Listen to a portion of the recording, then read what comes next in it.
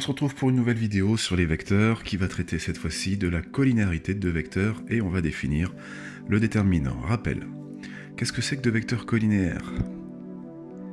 Eh bien, ce sont des vecteurs qui ont la même direction indépendamment du sens et de la longueur. Quelques exemples, prenons ici le vecteur U, un vecteur V qui a la même direction, le même sens mais pas la même longueur, un vecteur W qui a même direction mais ni le même sens ni la même longueur. Ces trois vecteurs sont collinéaires. Ils ont des directions qui sont parallèles en gros.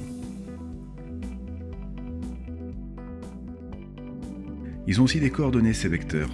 Par exemple le vecteur U, j'avance de 6, je monte de 12, vecteur U, coordonnées 6, 12. Le vecteur V, j'avance de 3, je monte de 6, vecteur V, coordonnées 3, 6. Et le vecteur W, je recule de 9, je descends de 18, coordonnées moins 9, moins 18. Autre façon de voir la collinéarité de deux vecteurs U et V sont collinaires s'il existe un nombre réel, k, tel que le vecteur U soit égal à k fois le vecteur V. K étant un nombre.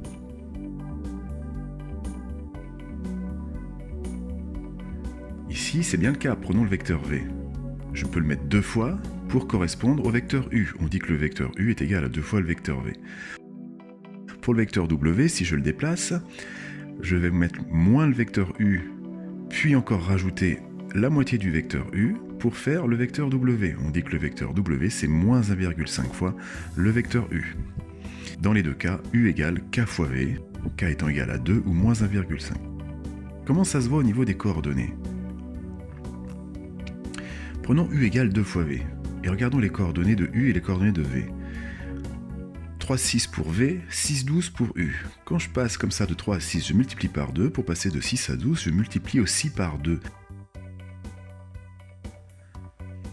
Ce qui signifie que le tableau dans lequel je vais mettre les coordonnées des deux vecteurs, 3, 6 et 6, 12, ce tableau est un tableau de proportionnalité, puisque je vais passer d'une colonne à l'autre en multipliant tout par 2. Et ça nous donne une nouvelle façon de comprendre la collinéarité de deux vecteurs. Deux vecteurs sont collinaires si et seulement si leurs coordonnées sont proportionnelles.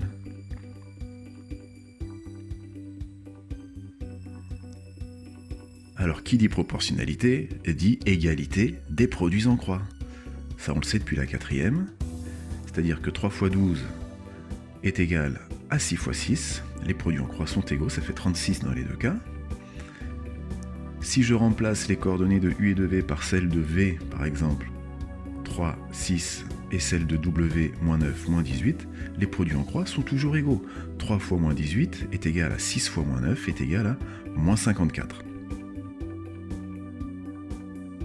Donc dans le cas général, prenons deux vecteurs U et V de coordonnées XY pour U et X'Y' pour V.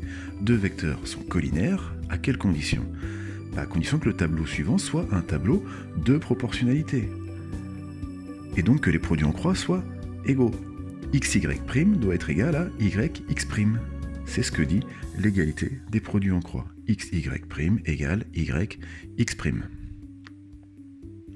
Si je passe tout à gauche, ça nous fait XY' moins YX' égale 0. Et une nouvelle façon de comprendre la collinéarité de deux vecteurs. Deux vecteurs sont collinaires si XY' moins YX' est égal à 0. Alors ça c'est important cette égalité parce qu'elle va nous permettre de définir un nouvel outil dans la suite de la vidéo. Premier bilan. Deux vecteurs U et V dont on connaît que les coordonnées sont collinaires si et seulement si XY' moins YX' égale 0. Définition importante. On appelle déterminant de U et V la quantité justement XY' moins YX' et on le note det de U et V. Ça veut dire déterminant de U et V. À retenir ce qui vient d'être encadré. Et donc pour finir, deux vecteurs U et V sont collinaires si et seulement si leur déterminant est égal à 0. Donc soit le déterminant est égal à 0 et les vecteurs sont collinaires, soit le déterminant n'est pas égal à 0 et les vecteurs ne sont pas collinaires. Carte mentale pour retenir tout ceci. Vecteur collinaire, ça peut être vu de plusieurs façons. Soit d'abord en se disant, ce sont des vecteurs qui ont la même direction. Deuxième façon de le voir, il existe un réel k tel que vecteur u égale k fois vecteur v. Autre façon de le voir, les coordonnées de ces deux vecteurs sont proportionnelles. Et enfin, le déterminant de ces deux vecteurs est égal à 0. Retenez bien ces 4 éléments, ça résume très bien la situation. Et on va finir par 2 petits exercices d'application très rapides pour voir comment ça fonctionne. Est-ce que les vecteurs u et v dont on donne les coordonnées sont collinéaires? Alors ceux qui ont un œil habitué vont tout de suite avoir la réponse. On va quand même calculer le déterminant.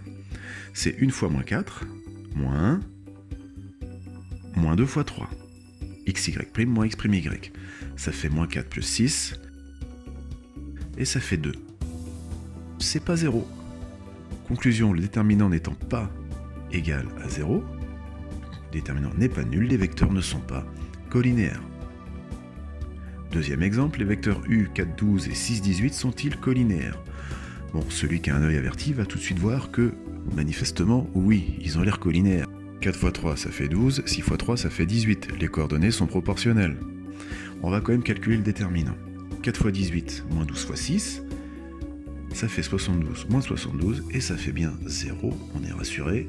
Cette fois, le déterminant est donc nul, et les vecteurs sont collinéaires. Pas trop difficile d'ailleurs de voir que le vecteur v, c'est 1,5 fois le vecteur u. 4 fois 1,5, ça fait 6, 12 fois 1,5, ça fait 18.